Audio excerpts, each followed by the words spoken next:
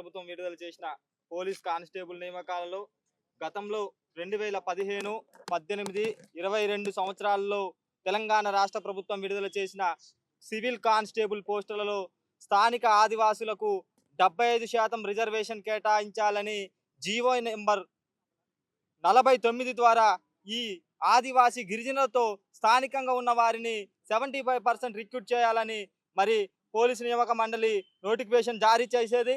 కానీ ఇటీవలే విడుదల చేసిన నోటిఫికేషన్లో స్పెషల్ కేటగిరీస్ అని మాత్రమే మెన్షన్ చేశారు. ఏజెన్సీ ప్రాంతానికి సంబంధించిన ప్రస్తావన ఎక్కడా లేదు. కానీ అదేవిధంగా హైట్లో చెస్ట్లో మాత్రం ఎగ్జామ్షన్ ఇచ్చారు.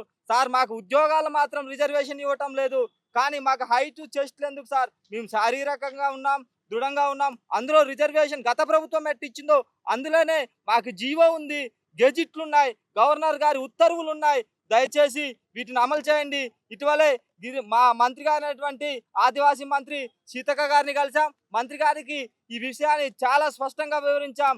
మేడం గారు చెప్పారు, మా ప్రిన్సిపల్ సెక్రటరీ గారు శేషాద్రి గారి దగ్గరికి పంపించారు. అక్కడ అతను అంటున్నారు, గతంలో మీకు 100% రిజర్వేషన్ ఉండేది, ఈ రిజర్వేషన్ లో జీవో నెంబర్ 3 సుప్రీంకోర్టు కొట్టివేసింది, తద్వారా మేము ఇయ్యలేదన్నారు. కానీ సార్ జీవో నెంబర్ 3 అనేది ఓన్లీ ఉపాధ్యాయ నియామకాల నిమిత్తం మాత్రమే సార్. దీనికి సపరేట్ జీవో ఉంది. అది జీవో కాబట్టి కొట్టివేసబడింది సార్. దీనికి గెజిట్ ఉంది.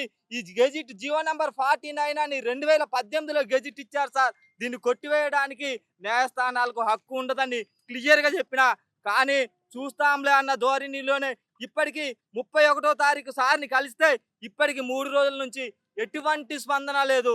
తర్వాత అదేవిధంగా మన ట్రైబల్ మినిస్టర్ గానటువంటి అడ్లూరి లక్ష్మణ్ సార్ని కలిసాం. సార్ కూడా మరి సార్ ఇట్లుంది, గత నోటిఫికేషన్ లో సార్ 2020లో జీవో నెంబర్ 3 కొట్టివేస్తే సార్ దానివల్ల మేము నోటిఫికేషన్ ఇవ్వలేదన్నారు. సార్ 2022లో ఇచ్చారు సార్. అదే బోర్డు డైరెక్టర్ వివి శ్రీనివాస్ గారు ఇచ్చారు. మరి ఈ నోటిఫికేషన్ లో ఎట్లా కనపడట్లేదు? ఆదివాసులు ఏమి చేయలేరు, గిరిజనులు ఏం చేయలేరు అని ధోరణిలో అధికారులు వ్యవహరిస్తున్నట్టు నాకు అనిపిస్తా ఉంది. నేను ప్రతి అధికారి దగ్గరికి వెళ్తా ఉన్నా, సెక్రటరియట్ చుట్టూ 4 రోజుల నుంచి తిరుగుతా ఉన్నా, కానీ అధికారుల దగ్గర నుంచి స్పందన లేకుండా పోతా ఉన్నది. మరి ఆదివాసులు గిరిజనులు ఏం చేయలేదనా? ఐఏఎస్లు చదువుకొని వచ్చారా, లేకపోతే వాళ్ళు ఊరికే పనికి మాలిన ఐఏఎస్లా? అర్థం కావట్లేదు. కనీసం ఐఏఎస్ కాడ జీవో నెంబర్ 3 కొట్టేసిందని చెప్తాను తప్ప ఆ జీవో నెంబర్ 3 దేనికి ఇచ్చిండ్రు అనేది చట్టాల మీద అవగాహన లేని ఐఏఎస్లు ఎందుకండి? ఆదివాసులకు అన్యాయం చేయటానిక? గిరిజనుల ఉద్యోగాలు ఉండొద్దా? నక్సలైట్స్ అని వాళ్ళని లేపేశారు, మేము కూడా అడుగుబాట పట్టాలా? ఉద్యోగాలు ఇవ్వడం చేత కాదా రాష్ట్ర ప్రభుత్వాలకి? సార్ మాకున్న హక్కులు ఏమంటున్నాం, మేమేమో దొంగ ఆస్తులు ఏదో మాకు పర్సంటేజ్లు ఏమని చెప్పట్లేదు. మాకు కానిస్టేబుల్ నియామకాల్లో 75% మాకు చట్టం చేయబడి ప్రొవిజన్ ఉంది సార్. మాకు అడిగే హక్కు ఉంది. మాకు కావాల్సిన 75% ఉద్యోగాలు మేము పోలీస్ కానిస్టేబుల్ అడుగుతున్నాం. మీ ఆస్తులో, మీ ఐఏఎస్ ఆస్తులో, లేకపోతే మీ ముఖ్యమంత్రుల ఆస్తులో, మాకు మంత్ర పెదవో ఇంకా ఎమ్మెల్యే సీటు అడగట్లే. మాకు దక్కాల్సిన 75% స్థానిక ఆదివాసీ గిరిజనులకు దక్కాల్సిన సివిల్ కానిస్టేబుల్లో 75% రిజర్వేషన్ అడుగుతున్నాం.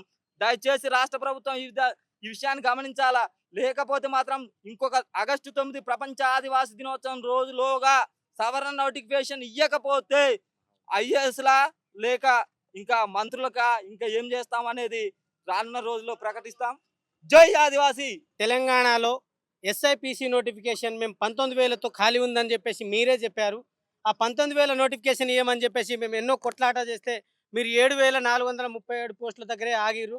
సరే ఆగితే ఆగిర్రు భయ్, మీరు ఏమైనా చేయండి, కానీ మేము ఒకటే చెప్తా ఉన్నాం, ఇవాళ ఏజెన్సీ ప్రాంతాలలో జీవో నెంబర్ 3 అనే ఒక కుంటి సాకు చూపించి జీవో నెంబర్ 49ను మీరు అన్యాయం చేసి మా గిరిజన బిడ్డలకు అన్యాయం చేస్తే మాత్రం ఈ ప్రభుత్వం పైన ఆదివాసులు బరాబర్గా తిరగబడతామని చెప్పేసి హెచ్చరిస్తా ఉన్నాం.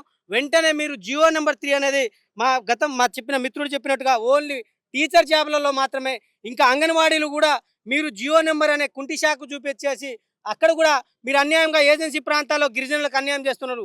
అంగన్వాడీ కూడా 100% జీవో నెంబర్ 183 ప్రకారం 100% ఆదివాసీ గిరిజనులతో ఏజెన్సీలో భర్తీ చేయాలని చెప్పేసి ఈ రాష్ట్ర ప్రభుత్వాన్ని హెచ్చరిస్తా ఉన్నాం. గతంలో చేసిన జీవో నెంబర్ 109ని మార్చి 2018లో జీవో నెంబర్ 49గా మార్చి ఇలా రాజముద్రేసి గవర్నర్ ద్వారా ఆమోదం పొందింది. మా ఏజెన్సీ ప్రాంతాల హక్కులు మొత్తం గవర్నర్ చేతిలో ఉంటాయి. బరాబర్గా గవర్నర్ను కలిసి ఈ విషయాల్ని పూర్తిగా చెప్పి ఈ కాంగ్రెస్ ప్రభుత్వం, ఈ తెలంగాణ కాంగ్రెస్ ప్రభుత్వం ముఖ్యమంత్రి రేవంత్ యొక్క భర్తం పడతామని చెప్పేసి హెచ్చరిస్తా ఉన్నాం.